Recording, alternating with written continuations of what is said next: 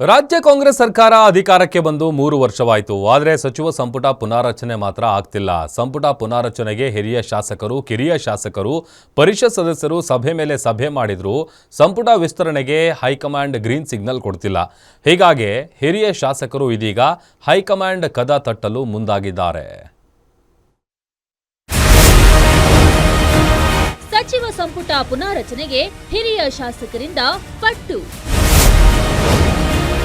High command ಭೇಟಿಗೆ ಹೊರಟ 40ಕ್ಕೂ ಹೆಚ್ಚು ಶಾಸಕರು.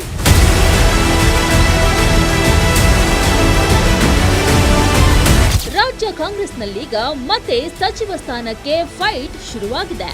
ರಾಜ್ಯ ಸರ್ಕಾರ ಅಧಿಕಾರಕ್ಕೆ ಬಂದು 3 ವರ್ಷವಾಗುತ್ತಾ ಬಂದರೂ ಸಂಪುಟ ಪುನಾರಚನೆ ಆಗದಿರುವುದು ಶಾಸಕರ ಸಿಟ್ಟಿಗೆ ಕಾರಣವಾಗ್ತಿದೆ.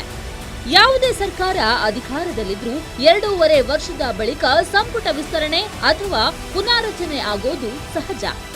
ಆದ್ರೆ ರಾಜ್ಯ ಕಾಂಗ್ರೆಸ್ ಸರ್ಕಾರ 3 ವರ್ಷವಾಗ್ತಾ ಬಂದ್ರೂ ಸಂಪುಟ ವಿಸ್ತರಣೆಗೆ ಹೈಕಮಾಂಡ್ ಗ್ರೀನ್ ಸಿಗ್ನಲ್ ನೀಡಿಲ್ಲ. ಸಿಎಂ ಸಿದ್ದರಾಮಯ್ಯ ಸಂಪುಟ ಪುನಾರಚನೆಗೆ ಹೈಕಮಾಂಡ್ಗೆ ಮನವಿ ಮಾಡಿದ್ರು. ಗ್ರೀನ್ ಸಿಗ್ನಲ್ ಸಿಗದ ಪರಿಣಾಮ ಇದೀಗ ಹಿರಿಯ ಶಾಸಕರು ಹೈಕಮಾಂಡ್ ನಾಯಕರ ಭೇಟಿಗೆ ಮುಂದಾಗಿದ್ದಾರೆ.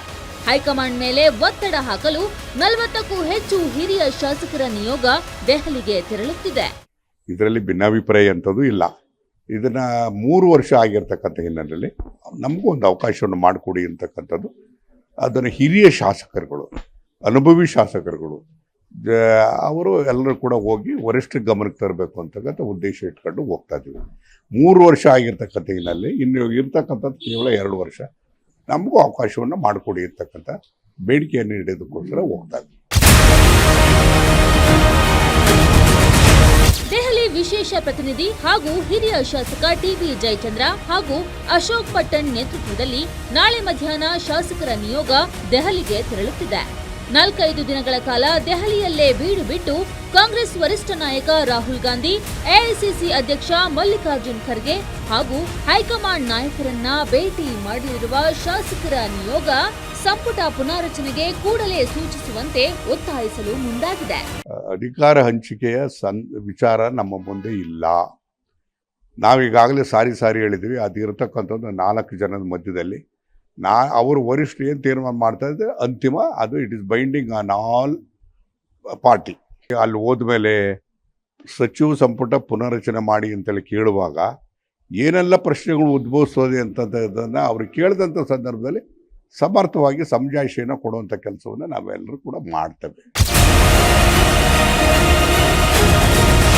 ಸಿಎಂ ಸಿದ್ದರಾಮಯ್ಯ ಈಗಾಗಲೇ ಸಂಪುಟ ಪುನಾರಚನೆ ಮಾಡಲು ರಾಹುಲ್ ಗಾಂಧಿಗೆ ಮನವಿ ಮಾಡಿದ್ದಾರೆ.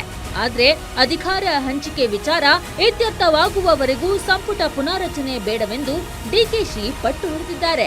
ಹೀಗಾಗಿ ಹಿರಿಯ ಶಾಸಕರ ನಿಯೋಗ ಹೈಕಮಾಂಡ್ ನಾಯಕರನ್ನ ಮನವೊಲಿಸಿ ಕ್ಯಾಬಿನೆಟ್ ಪುನಾರಚನೆ ಮಾಡಿಸುವಲ್ಲಿ ಯಶಸ್ವಿಯಾಗುತ್ತಾ ಅನ್ನೋದನ್ನ ಕಾದು ನೋಡಬೇಕಿದೆ.